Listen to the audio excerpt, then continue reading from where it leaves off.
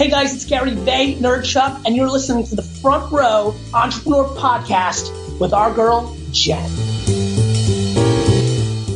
You're listening to the Front Row Entrepreneur Podcast, episode number 16. This episode is brought to you by Social Media Summer Camp, a unique 5-week online program that teaches you how to use all the main social media channels to grow your business with social. To learn more, head on over to campwithjen.com. Our next guest is an Instagram whiz. He helps entrepreneurs use the platform to grow their businesses. He's founder of the Follower to Fan Society and the Instagram Stories Workshop. Welcome to the show, Tyler McCall. Thank you so much for having me, Jen. I'm so excited to be here.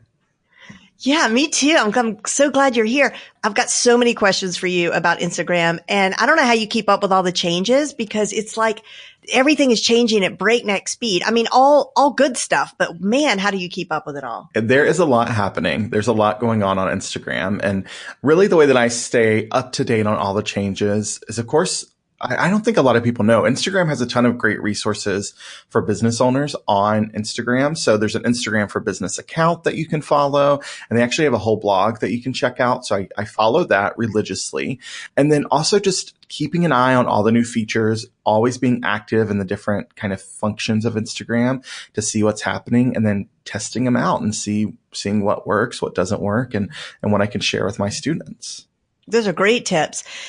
Now, you've gone all in with Instagram. What is it about that channel that made you say one day, I love this so much that I'm going to make this my business? Yeah. So there's really two main things about Instagram that I love the most. So the first thing is that when we look at all of the different platforms that are out there, Instagram continues to be pretty much the most engaging platform when we compare it to other platforms that do similar types of things. So typically I'm thinking of Facebook or Pinterest or Twitter as or Snapchat, I guess, if that still exists out there, but as platforms that do something similar to Instagram. And Instagram continues to be the most engaging. I would say the only thing that rivals engagement on Instagram would be a Facebook group. Those can be incredibly engaging as well. Mm-hmm. So that's the first reason I love it. It's so engaging. The second reason I love it is a feature that you really don't find on a lot of platforms, and that is the ability to actually find your ideal customer, client, student, whoever you want to reach, and connect with them directly. And I love that so much about Instagram because I can actually spend time on Instagram, finding my ideal student, connecting with them, having a conversation, introducing my product to them. And that all happens on Instagram itself. And that's hard to do other places, but it's really, really easy to do on Instagram. You know, we've all heard Gary Vaynerchuk scream about like all the action is in the DMs, mm-hmm. but I can see like you doing like a really compelling story and then, hashtagging it just so, or getting it in front of your ideal customer and then them commenting to you or direct messaging you. And I could see that makes good sense to me. The part that I've never been able to wrap my head around is the whole DM randomly, like just messaging someone. Like what does it look like in real life? Yeah. So this is a great question because this actually just happened to me twice in the past 24 hours. So and I'm, Gary Vee may teach that, go out and slide into people's DMs and engage with them that way. I'm not a fan of doing that. I would actually never do that because first of all, it's a lot of work for, I think, pretty limited return. And also it's just not kind of my style and how I market. Okay. So my approach is to actively engage with people on Instagram through liking and commenting, engaging with their content. And what that engagement does is it's almost just kind of like you're waving or nodding at someone and just getting their attention. So then they can actually come back to your profile and see what you're all about. And that's why it's really important that you have your profile optimized in such a way that when they come back to your profile, they quickly know who you are, what you do, and how you can help them. And then once they're on your profile, they'll start engaging with your content. And that opens up the door for a couple of things to happen. The first thing is if someone's actively engaging with your content and they're brand new to you and your brand, I think it's totally fine to either send them a DM to thank them for following you and engaging, or just always be in the habit of responding to comments on your post as a way to engage with those people and kind of reward that really good behavior that we want our audiences to take.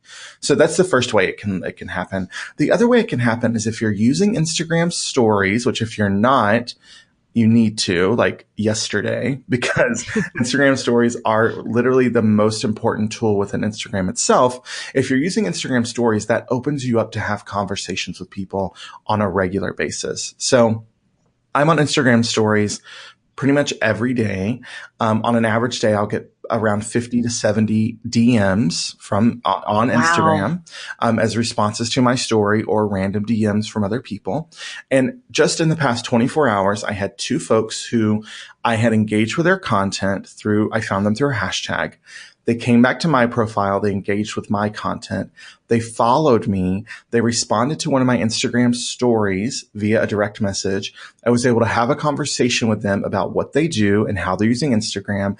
And I was able to get them into my free Instagram masterclass, and they signed up for my online membership site. So that all happened over the course of about an hour on Instagram. I only spent about 3 minutes having these conversations, but that's what it led to. It led to that return in my business. So that's why one of my kind of biggest things I teach my students, and I talk about on literally every podcast interview that I do, is that on Instagram, engaging more than you post is what helps you be successful. That's what helps you get ahead. And that engagement outside of your account is what attracts people back to you and your brand.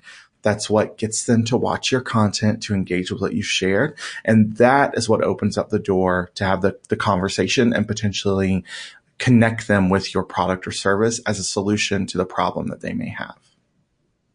Will emojis count as engagement, or do I have to type out actual words with my fat fingers? I'm a part of the chicken finger club too over here. Okay. I said my thumbs are like chicken nuggets. So I identify with that, but real meaningful comments, real meaningful responses are going to get you a lot further than just an emoji response to someone.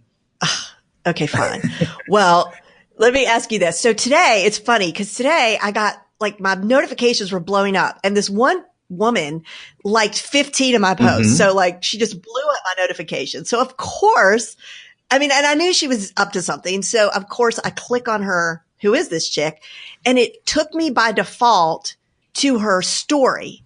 Uh-huh. And so my question is, I haven't paid any attention to that, but if somebody does that, if they click on us and we have a fresh story, is that the default or not? That's a really good question. I had not thought of that myself. Yeah. So if someone is showing up in your notifications and they have a fresh story on their account, if you click on their profile photo, it's going to take you to their story. If you click on their name, it will take you to their profile. So Instagram has really made, Instagram stories are kind of the preferred content mechanism on Instagram nowadays.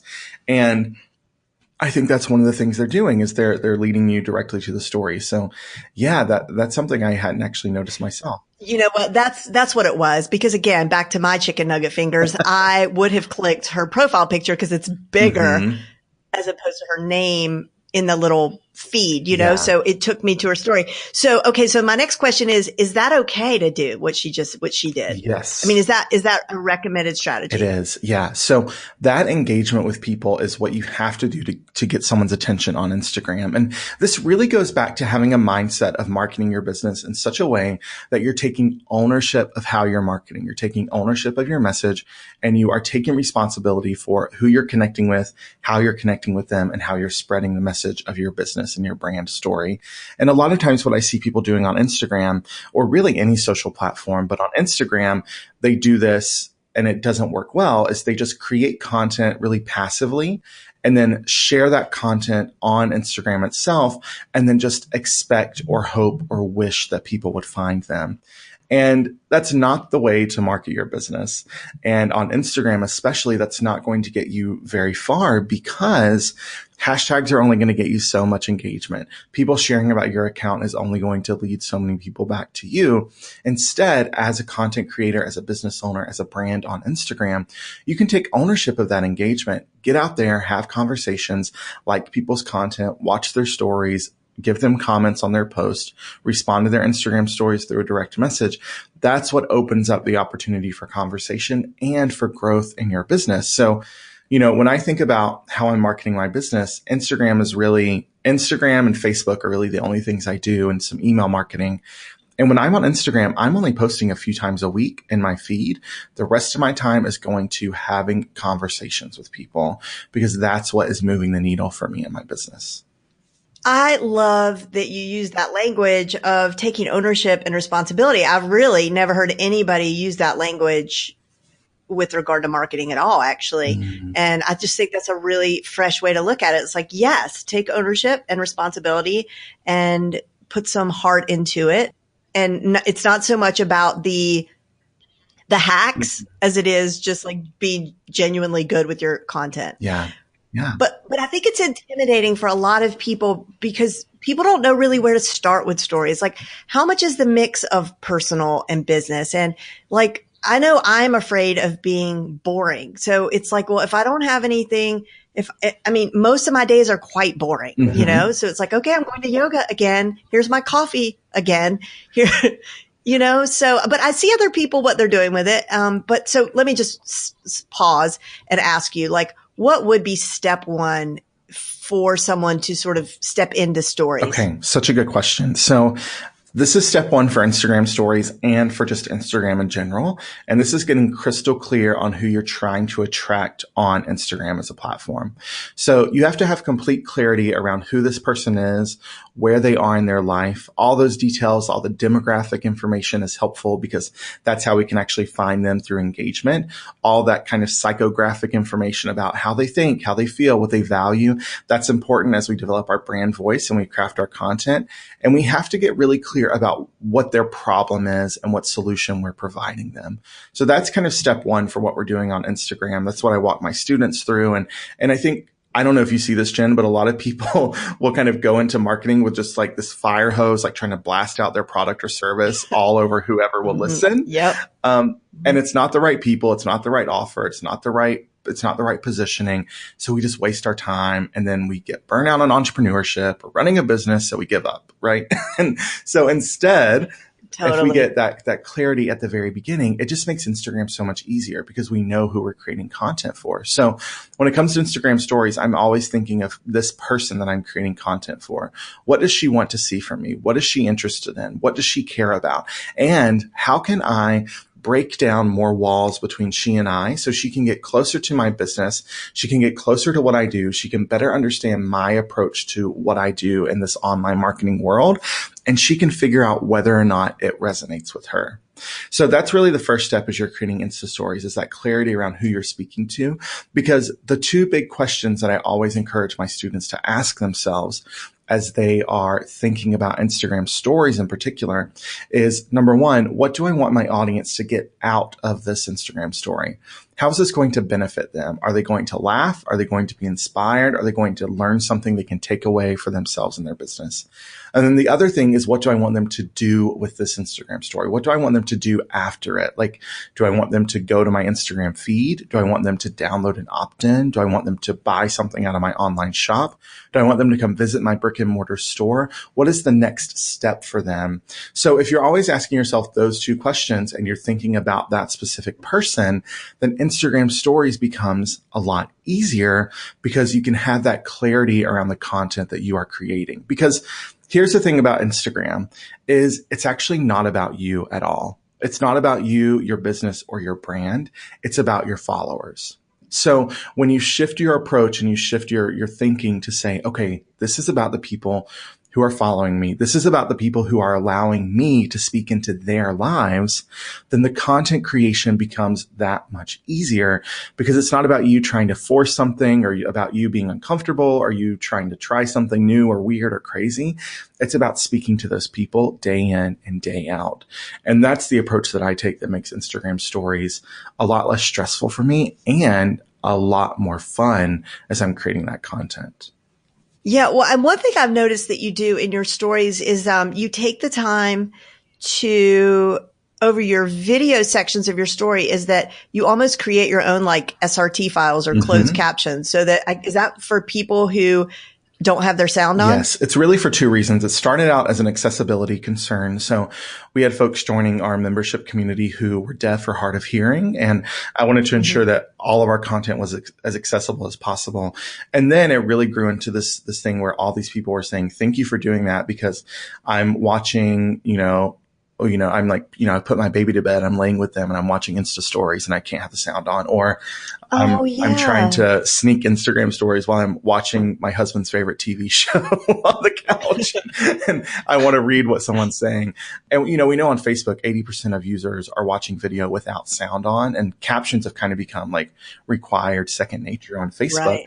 We don't have hard stats about that on Instagram yet, but I think once we get them, it's going to be up there similar to what's happening on Facebook. So yeah, I caption every single thing. It takes more time. It takes more effort, but it makes my retention on my Instagram story viewership a lot higher because people don't swipe away immediately if they don't want to have the sound on, because they can just quickly read what I'm saying in the video. Yeah, that really just makes so much sense. So, what do you see when you look through, when you click away from stories or you see like big no-nos? Like, what are the typical big no-nos that you see? I guess in the feed and in stories. Okay. Yeah. So the first big no-no is lack of consistency. This is in the feed and in stories themselves. So in the feed, this will look like someone who doesn't have a consistent visual identity, doesn't have a consistent brand voice, who is just really confused in the content that they're creating. And that confuses your followers, and that confuses us as content consumers, because really what drives success on Instagram is that consistency, consistently showing up with consistent content and a consistent brand voice, engaging consistently, because our followers grow to expect that type of engagement and that type of content, and they'll stick around for that. But if we ever break that consistency, then they'll leave us when we don't have that content there anymore. So that's a big mistake I see people make. The same is true on Instagram stories. So if you say you're going to do a series of Instagram stories, you need to do it. If you say you're going to take us along throughout your day or take us to an event, you need to do it. So how that kind of looks on Instagram stories, where people tend to mess up, is they aren't opening their Instagram story with any kind of context, and then they're not closing it out at the end. So they're bringing us in like halfway through an experience, and we have no context for what's happening. And the way I always think about this is, if you've ever been watching a movie with someone, Jen, or you're watching it by yourself and they come in like 30 minutes into the movie and they start asking you like, wait, who is she? What's he doing? Why is that nun on a bicycle? And you're like, I do not want to answer all these questions for you. Like, go figure it out yourself. That's what we do to our followers. Like, when we start our Instagram story and we're like, all of a sudden, like on a boat in the ocean, and they're like, wait, when did you live in Chicago? When did you get to the ocean? What boat are you? Like, they're so confused. So they just won't watch, or they'll swipe away. And then on the flip side, it's when we have a story going. So maybe it's, we're on this boat on the ocean.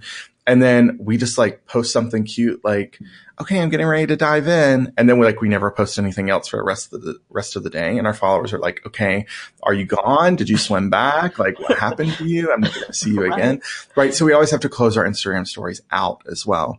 So that's a huge mistake I see people making. And really the easiest way to fix this is just by pre-planning what we're going to do on Instagram stories. And this doesn't have to be like scripted out. It doesn't have to be some huge big thing. And it's not something that you have to do all the time. But as you start doing Instagram stories, as you start building this Instagram stories muscle as a part of your marketing strategy, having that really clear understanding of, okay, how am I going to introduce this topic? What am I doing in this story? Am I telling a story? Am I giving value? Am I taking them as a part of an experience? And then how am I going to wrap it up at the end? How am I going to close this puppy out so they know it is over? And then how can I lead them to something next? Like, what is the next step for them? So that really makes Instagram stories 1,000 times more impactful. And that way too, and I think a great way to position this as you're thinking about it is not, oh my goodness, that's so much more work. Instead, think about, oh my goodness, I'm saving so much time because I'm not going to create Instagram stories that aren't effective for my business and what I'm doing. Yeah. And also, like, sometimes things like it takes someone like what you just said about you need to open your story and close your story.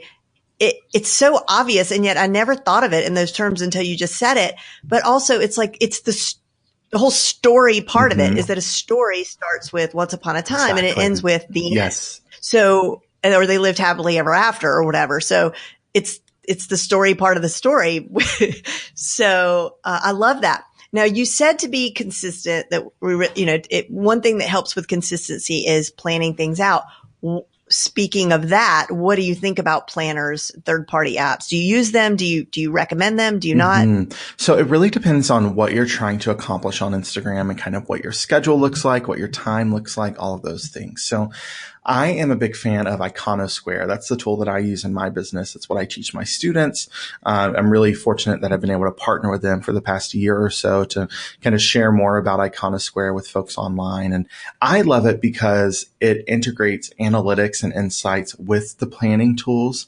And there's a lot of really great insights that are available. So that's the tool that I use. But listen, there's a lot of options out there, from Plan to Planoly to Unum to Later to Hootsuite. There's so many options. And it really comes down to whether or not you want more of a kind of insight and analytical focused tool. Something like Iconosquare or even like Later kind of gives you some more of the data about your content so you can figure out what's performing well and help you shape your content strategy. Or if you want more of a visual planner, that's where something like Plan or Planoly comes into play. If you want to visually plan your content, I do always caution my students about relying on a visual planner because Instagram's changed a lot. It's changed a lot just in the past really 6 to 12 months. And a year ago, I think there was real value in having a very visually curated feed. But now with Instagram stories, a lot of what we're seeing on the platform is that people aren't actually creating and consuming as much content within the feed as they used to. Instead, they're really relying on Instagram stories for their content consumption. So that means that a lot of people get caught in these habits of obsessing over the visuals, obsessing over the perfect graphic, the perfect photo, and then also using that as an excuse for not posting. And then they get caught up in the habit of trying to plan it out perfect and have the grid with the design and all of that. And I think a lot of that, Jen, is just a waste of time. And I think folks' time could be invested much more thoughtfully and engaging outside of their account to grow their following with the right people and using Instagram stories to connect more with their current followers more consistently and without having to do all of that fancy, organizing and planning and design work that a lot of people get caught up in. Yeah, I have noticed that as a person who is not an Instagram expert, and I have noticed that just my own preference when I look at somebody's entire feed from their profile, that it's kind of like it looks so stale with the whole this is I'm going to mix a black and white photo with the hot color and then a black and white photo. And it's so super planned and perfect that it's almost not off-putting, but it's definitely not like what I'm gravitating towards. And then on the flip side, some of my favorite Instagrammers, I've noticed, Caitlin Bacher is it Bacher or Bacher? I think it's, because I always see her Bacher. name. Bacher. Yeah, thank you. Oh my gosh. Sorry, Caitlin. But I've noticed that I love her Instagram, and I've noticed that like the other day she had this picture that was, it was so random. It was like her purse on the floor of her car. And of course you had to click in it because it was like, it just made you curious. And the best marketing does that, right? So it made me curious and I clicked in, but she really tends to write these like blog posts inside her feed. And I want to know, is that the expectation? Like, because that is very intimidating to me. I'd really never have that much to say. So maybe I should, but can you have a successful feed without having a really long blog post to go with it? Yes. Definitely. You definitely can. Again, this really comes back to who you're exactly speaking to on Instagram and what you want to accomplish with your content. So I love that Caitlin writes those long, lengthy captions. I am a long caption writer as well. And for me, it's because Instagram is really my main thing. Like I don't run a blog. I don't have a YouTube channel. I don't do any of those things. I use Instagram. So when I have an idea that I want to communicate, I do that through an Instagram post or through an Instagram story. And it works really well. And my audience has come to expect that for me. So that's why I do it. But there are plenty of folks out there who are creating content with short interesting captions, with really short kind of quippy captions, with emoji captions. There's really no right or wrong way to do it. It all goes back to who you're speaking to and what you want to accomplish with your feed and with your content. And I will say, if you are in the space of trying to either lead thought online, trying to educate or teach people, then you need to have some content strategy on Instagram in particular that allows you to communicate some of those core messages and core values for you and your business and what you want to communicate to your potential students or clients. Because those folks, especially as kind of your business grows or their business grows, Instagram is still this new platform for a lot of folks, especially in kind of the coaching and course creator space, where there's a lot of untapped potential for folks in that space because they're just now getting to Instagram. So people are looking to those thought leaders on Instagram to better understand what they're thinking and how they're leading. And a long post or an Instagram story where they talk about something like that can work really, really well for that type of content. So for the people who have not yet come to stories, it's not too late? It is not too late. I think now is really the perfect time. But if you wait much longer, here's the thing, like you can show up on stories whenever the heck you want. It can be a year or two from now. If you're listening to this, like get on Instagram stories. It's probably changed. It's probably like, we're probably augmented reality at that point, but right. They're holograms. Yeah, exactly. But for now, I would say go ahead and get started. Get started as soon as you can. And don't wait for it to be perfect. Don't wait to have a perfect content plan. Don't wait to have a strategy for kind of how you're going to do it or how you're going to use it. Just start showing up. Just start showing up consistently on stories. Take people through your day. Take people into your office. Take people behind the scenes of your business. Showcase your process. It doesn't have to be perfect. You can be awkward and uncomfortable on camera. And what I always tell my students when they push back and they're like, well, I don't look that great, or I want this to look perfect. Or what I hear a lot is, I don't have my hair and makeup done. I always say, stick a filter on it or stick something over your face, put a black and white filter on it and just go with it. Your followers will not care. And if they hate what you're doing, they're going to unfollow you. And all right, fine. Bye. See you later. But if they care about you and what you're doing, they're going to stick around, and you just have to get started. And another reason I love stories is they're really the best place to start trying out video strategy in your business if you're not using video, because they just last 24 hours and they're so simple and easy to create. So it is not too late, but don't wait much longer, or you could kind of get lost in the shuffle. Okay. Well, I'm totally inspired. Like, I can't wait to go do a story. I should be storying right now. All right. So what, no Instagram, no podcast about Instagram would be complete if I didn't ask you about, what do you think I'm going to say? Hashtags. Yes. Hashtag. So we got to talk about them. And I don't even know where to begin. I always get so many questions myself about hashtags. I guess the first question is like, how many should we use? Do we put them in the first comments? Okay, great question. So I think the first thing to know is that hashtags have really changed on Instagram. Really in the past 6 to 12 months. Like I said, the platform's changed a lot in that period of time. So what we're seeing now with hashtags is that they're not necessarily leading to as many new people finding your content as they did before. So a year or a year and a half ago, hashtags were really all the rage, because that is how you were found most of the time on Instagram. Because when people were mindlessly scrolling and looking for content, they were typically doing that through a hashtag or the explore page. But since Instagram's changed, Instagram stories exist now, users aren't doing that as much as they used to. So that means hashtags kind of serve a different function now. So as you are deciding what hashtags to use, know that you can use up to 30, but most of my students nowadays are using between 15 and 30 hashtags on their post. And what we really talk a lot about when it comes to hashtag strategy is they need to be very specific. So instead of using very broad hashtags that have a ton of content in them, where your content is going to get lost in the shuffle very quickly, use hashtags that are more specific to your audience and your product and the type of content you're creating. So where you put them doesn't really matter as much. You can put them in the first comment or you can put them in the caption. It doesn't really influence how your content is found. But something I am a big fan of is, which I don't know if we were going to discuss this, but having a business account for an Instagram profile is really important because it gives you so many insights that you need to plan your content. And one of those insights it gives you is letting you better understand where your impressions are coming from and how many of those impressions are coming from hashtags themselves. So that's a stat that I encourage my students to keep track of to help them better understand their hashtags and if they need to change hashtags or try out new hashtags or retire some hashtags. If you keep track of those impressions by hashtag, it helps you better understand your content. And, Okay, wait a minute, Tyler. Sorry, I got to stop you. Back up. Because I'm like, what did he just say?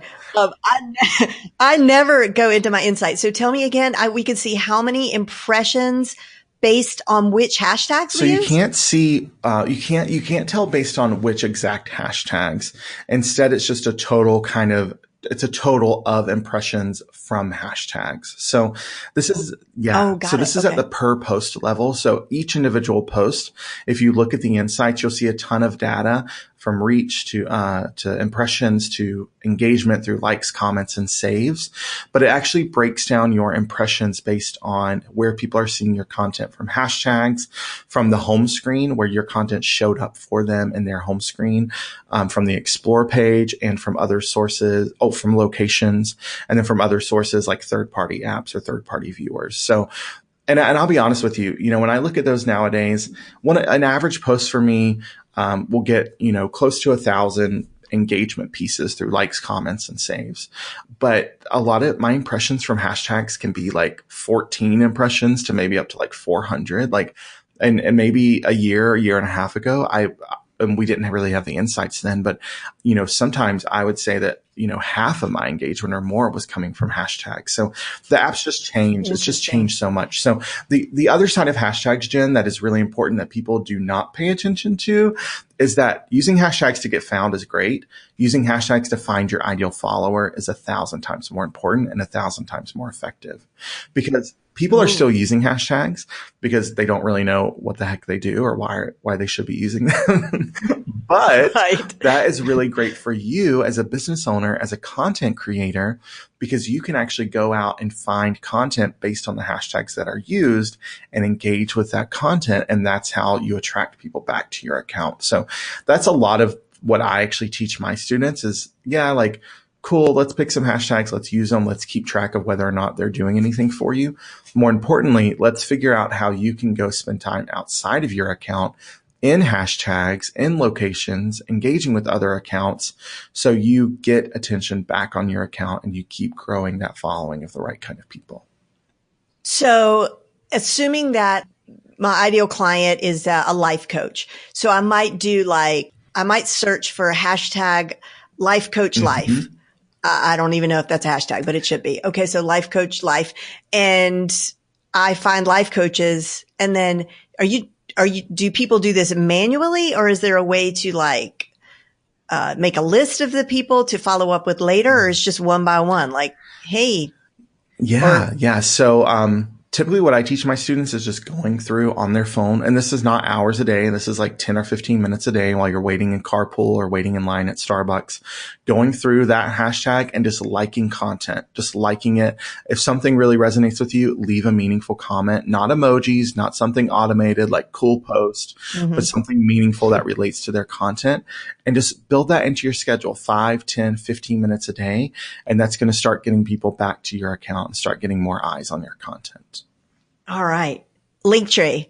So for our listeners who don't know, a Linktree is a tool that allows you to put multiple links on a page and then you have one link to put in your Instagram bio. So Instagram only allows you to have one link. And if you click Linktree, it blows it out into more links. What do you think about that using Linktree? So I think it's a really neat tool. I think a lot of people are misusing it in a way that is just really overwhelming their community. So if you're going to use something like Linktree, or if you're going to have a custom Instagram landing page on your website, which a lot of folks are doing, and actually if you're tech savvy, if you're a designer, or if you have, a designer or web person on your team, I would recommend you build out an Instagram landing page on your website instead of using Linktree. But either way, make sure that you're only giving folks 2 or 3 options. A lot of folks are doing Linktree, or they have their landing page and you come to it and there's like 7 or 8 or 9 things to click on. And it's just overwhelming. People aren't going to do it. There's too many things to figure out. So 2 or 3 options is the best thing to do. But also know that you can change out that link in your bio as much as you like. So I actually don't use any kind of landing page tool. I just change out the link in my bio whenever I want to send people to a specific location, when I'm running a specific campaign or trying to point them to a product or content I'm creating. I just change that out, and always make sure that you have a call to action in your bio. That's really, really important, so people know what they should do with that link and what they are going to get out of clicking that link.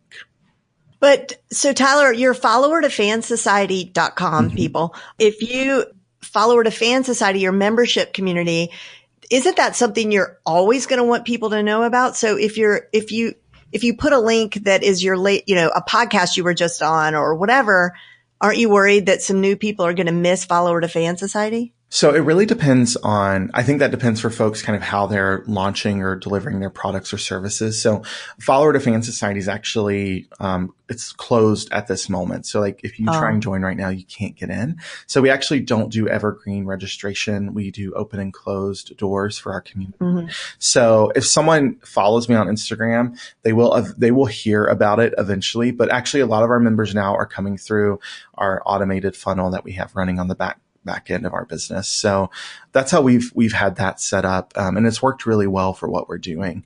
And yeah, that's how we've structured it for now. Okay. I forgot to ask you about hashtags for stories. Is it the same? Yeah. Okay. So adding hashtags or even locations to your stories, that's a great way to get added views on what you're doing. What I'm not seeing, and I know a lot of people are saying to do it, and I think it's something that you do, but I would have tempered expectations about how that's going to help you grow your following. Just because if someone discovers your story through a hashtag or a location, there's kind of 2 things working against you. The first thing is that they're typically only seeing a bit or piece of that story. Like Instagram isn't going to deliver your entire story tagged with that location to people. They're only going to see maybe 1 or 2 pieces of the story. The other thing is for them to come back to your profile, they have to tap on your profile name, which is very tiny in the upper left-hand corner. And yeah, as we've already established, the chicken nugget thumbs make it a little bit difficult. So I don't think that's necessarily leading to a lot of follower growth. It will lead to more views on your content, and it could potentially lead to more people kind of discovering you, but it's not going to help you grow your following as much as those engagement strategies of engaging with people outside of your account will help you grow your following. Awesome. Tyler, this has been so not just like informative, but really inspiring. I'm so excited and encouraged. And I know that my listeners would say the same if they could join us in this conversation. So listeners, if you want to learn more from Tyler, you can find him on Instagram at instagram.com/Tyler J. McCall. And that's 2 C's and 2 L's. And I am going to be waiting by the front door, so to speak, of Follower to Fan Society to open up. That's his membership community, where he helps businesses learn how to use Instagram to grow their business. And as you can hear from the way that Tyler talks about it, he's going to show us how to do it in the right way, not the cheesy way. So it's followertofansociety.com. Tyler, did I miss anything? That's it. You got everything. Well, thank you so much. And I'm going to go look at your stories and learn from you some more over on Instagram. And I just really appreciate you being here. Of course, Jen. Thank you so much for having me. This was so fun. This episode of the Front Row Entrepreneur Podcast was brought to you by Social Media Summer Camp with Jen. And that is a unique 5-week online program that teaches you everything you need to know to be successful with social media in your business. For more information, go to campwithjen.com. All the things that we talked about today, the transcripts, the show notes, all the cool tools that Tyler mentioned will be on the show notes page at jenlehner.com/16. jenlehner.com/16.